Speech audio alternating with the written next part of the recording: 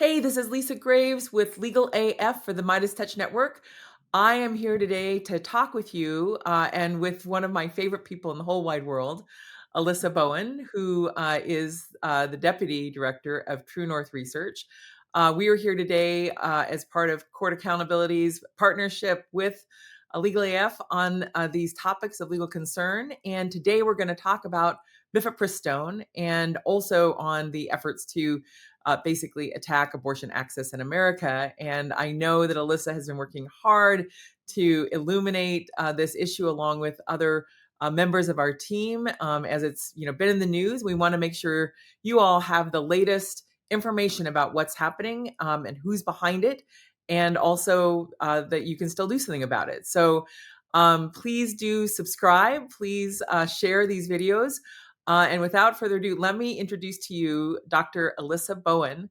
I've been working with Alyssa for, has it been almost 5 years, maybe? Something in Yeah. that range. She is the new deputy for True North Research. And as part of our work with Court Accountability, one of the things that Alyssa has worked on intensively over these last several years has been issues around women's rights and women's reproductive rights along with our team. So let me just welcome you, Alyssa. Thank you for coming back on Legal AF. Thank you so much, Lisa. It's so nice to be here. Yay. So let's talk about what's happening. Because what I saw in the news, and obviously we've talked about this, but what I saw in the news maybe a week or so ago, although time seems to have no meaning in Trump's 120 or 30 days. But I think it was about a week or so ago where the Trump administration uh, urged Matthew Kacsmaryk, the Trump appointed judge in Texas, who was handling a case challenging FDA approval of Mifepristone. Basically, the Trump administration urged the case to be dismissed, to not pursue this case. This is a case that there's a whole story and a set of work that we and others have done around this about how a group was created in the middle of nowhere in Amarillo, Texas, to bring this litigation. It was brought by these anti-abortion doctors who claim that the FDA approval process was flawed, even though Mifepristone has been proven safe over and over and over again. Judge Kacsmaryk allowed them to have standing to sue on the basis that they might someday, possibly theoretically, have to perform an abortion if the medicine abortion, did not complete the abortion. That was a completely bogus standing claim. Nevertheless, the U.S. Supreme Court took that case up in its 2023-2024 term, only to then dismiss it, basically, not dismiss it, but to send it back down to the trial court for lack of standing, which we all knew from the very beginning that the case did not have adequate standing under longstanding legal rules. And so then the question was, why did the Supreme Court do that, even though they took the case? There's some speculation they were gambling on Trump winning and then dismissing the case, or they were willing to have the case go forward on a different basis with this judge. But in the meantime, now we have this Trump administration, and there are machinations going on right now to try to use the powers of the federal government to limit access to mifepristone. So, Alyssa, what are you working on about this? What can you tell us? What's happening? Yeah, so a lot of our work, well, we do a lot of work, as you mentioned, about digging into the networks behind attacks on abortion access generally. Just recently, a study, in quotes, came out by an anti-abortion group that has kind of tried to throw out decades of research showing that mifepristone, the medication abortion pill, has to try to throw it out as like dangerous, as creating serious adverse events for those who take it. We know, because of these decades of like legitimate scientific research, more than 100 plus studies show that it's safe and safer even than Tylenol, penicillin, Viagra. Uh, that Yeah, we know that it is safe, but this new study, kind of bogus research, has shown that has claimed that it creates serious adverse events in those who take it. So adverse events, can you unpack that for our audience? What does that mean in the claims of the so-called study, which is not really a scientific peer-reviewed study? And like, what does that mean? Like, what does that mean in reality? Yeah, exactly. So this study, Washington Post fact checkers have found, as you said, it didn't. I have a history PhD, and so all of my research before being published would need to go through a peer review process where experts, credentialized experts in the field, go through and make sure that my methodologies are sound, my reasoning sound. But this study did not go through that process. It also, as WAPO showed, didn't even reveal the database that they extracted the data from. That means that experts can't go through and try to replicate this study and ensure that it's a sound study. And also, this serious adverse event categorization, they claim to take that definition from the FDA, but it actually includes ER visits within that categorization, which the FDA does not use, possibly because that's such a vague category that could include folks who happen to go to the ER, not related to them having taken mifepristone or having those incidents not be serious. For example, needing to access to a doctor, but without having insurance and not wanting to go to their general medical care provider, but using the ER instead because of that. So it's for various reasons. There's many red flags that show that this is not a legitimate kind of credentialized study. Yeah, it really is extraordinary because one of the bases of, as my understanding, and I do not have a PhD in history like you, Alyssa, but one of my understanding over the many years of looking at scientific studies is the question of whether the study can be replicated, in essence, whether other scientists or other analysts have access to the data to check, to confirm the accuracy of it, and none of that has happened here. And as you point out, it could be something where someone who has taken mifepristone is bleeding, as part of that abortion and isn't sure whether that's heavy bleeding or not, and goes and inquires from the at the ER, like, is this normal or not? Which is not the same as the types of incidents that would actually count as a genuinely adverse event. And so it looks like, from my perspective, like they goose the numbers, basically, or juice the numbers in order to try to suggest that mifepristone is unsafe, despite study after study, dozens of studies that have found it to be safe, safer than even other over the counter drugs.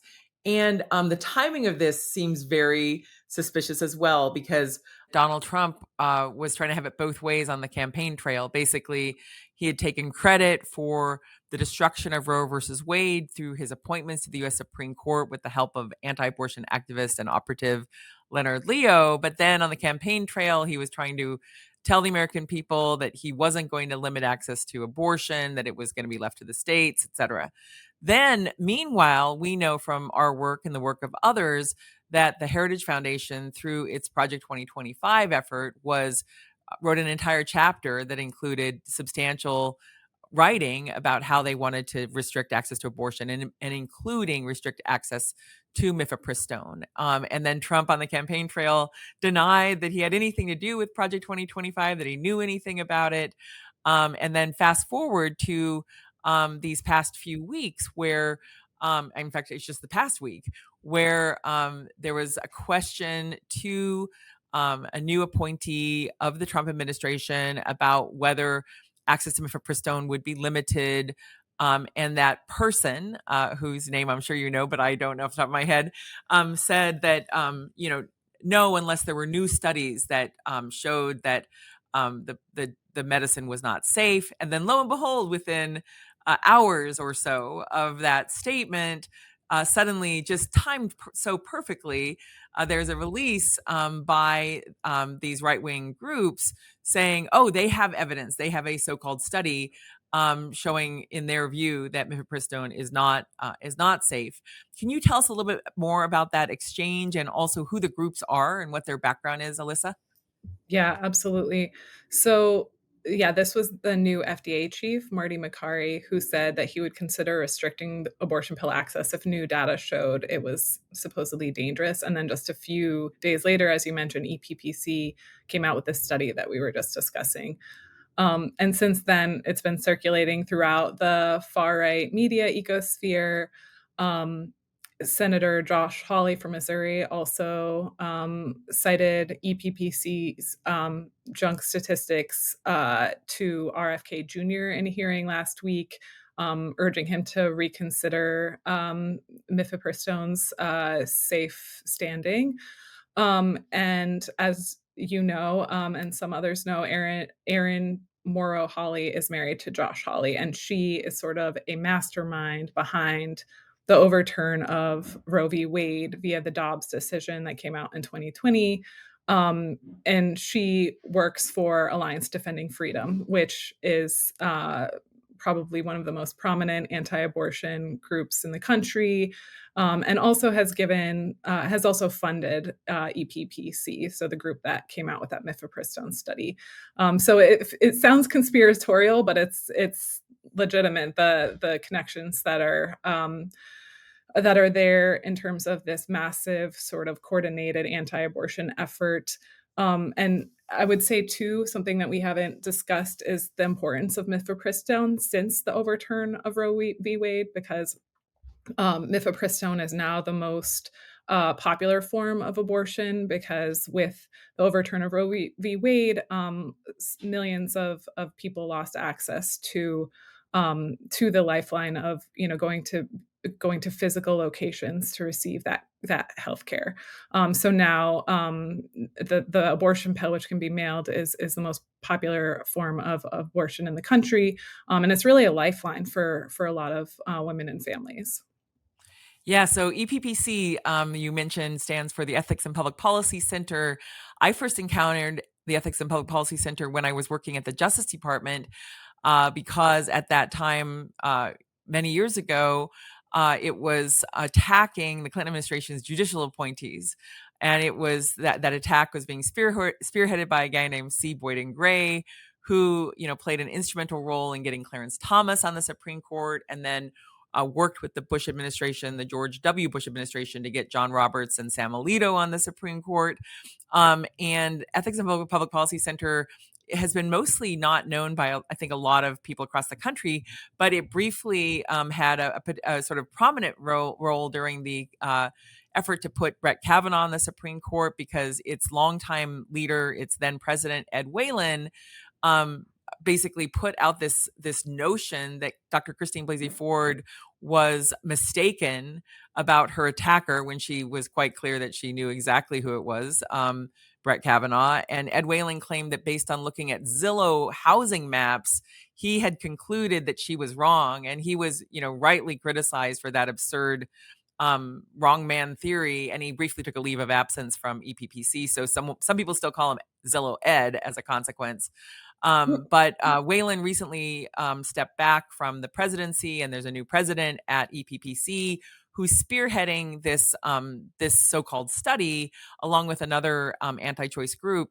And I was going to mention, when you mentioned Erin Hawley and her role behind the scenes in Dobbs, which they basically tried to hide from the public until after the Dobbs decision, in which they took credit for it not just being the product of some legislator who was a former nurse in Mississippi, but it really was a litigation strategy by Erin Hawley and her colleagues over there at Alliance Defending Freedom.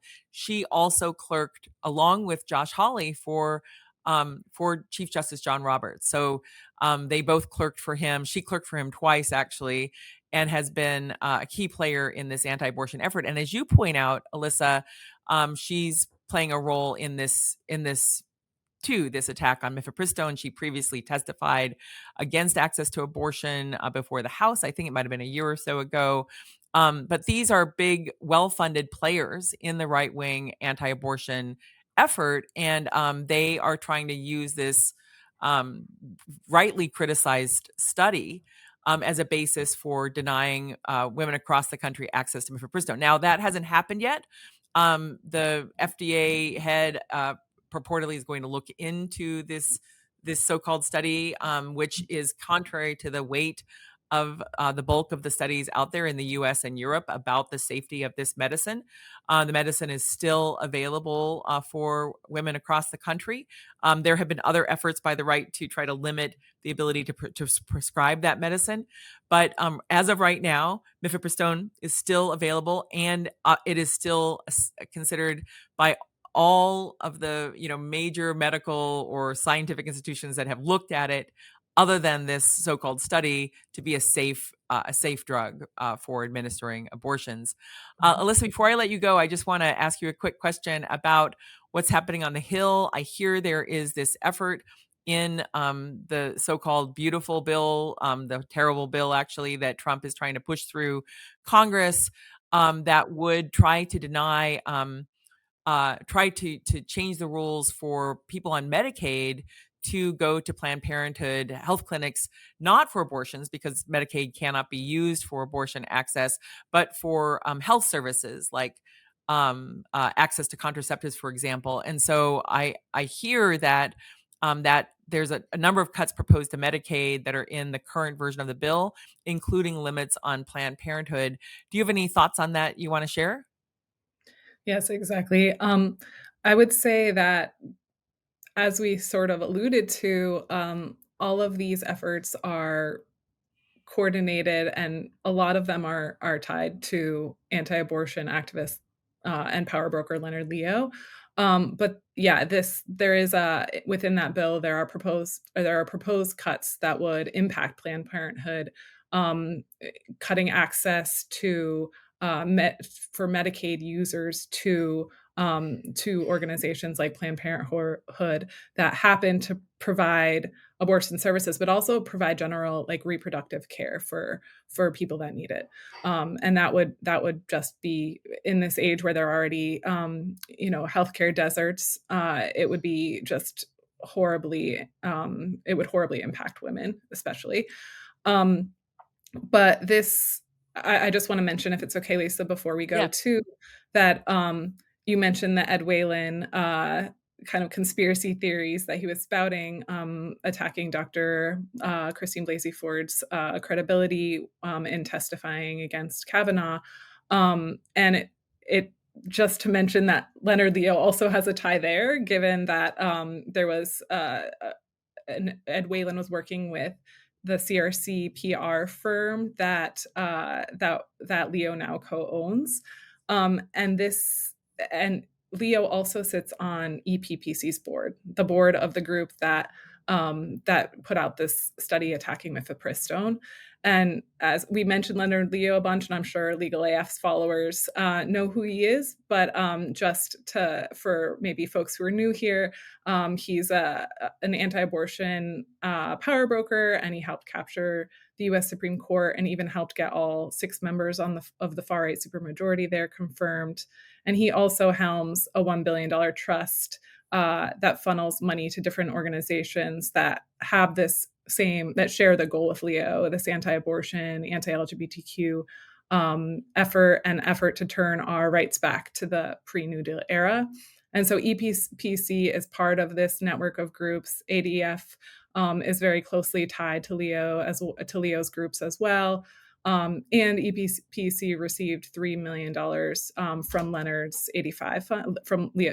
85 fund. So I just want to say, like, the attacks on Planned Parenthood, the attacks on mifepristone, the attacks on Roe v. Wade, all of these same groups, EPPC, and ADF, and all these other groups form this greater ecosystem that often shares funders, shares goals, and shares strategies. And I think that's something that we would be remiss not to mention. But that's not to say, as you mentioned, Lisa, that there's not ways to fight back. And I think staying informed about this is one way to really make sure that we're doing what we can to counter this effort. Yes, that's exactly right. And we have additional resources, information available through Court Accountability's Tilted Scales newsletter on Substack. And we're going to continue to keep an eye on this issue, and also what happens with this this really destructive budget bill in Congress. So looking forward to having you back on, Alyssa, soon. And thank you all for tuning in, for listening. And please do subscribe, please share. And thank you for coming over to take a listen to what's going on over here with Legal AF with the Midas Touch Network. Thank you so much for joining. Can't get your fill of Legal AF? Me neither. That's why we formed the Legal AF Substack.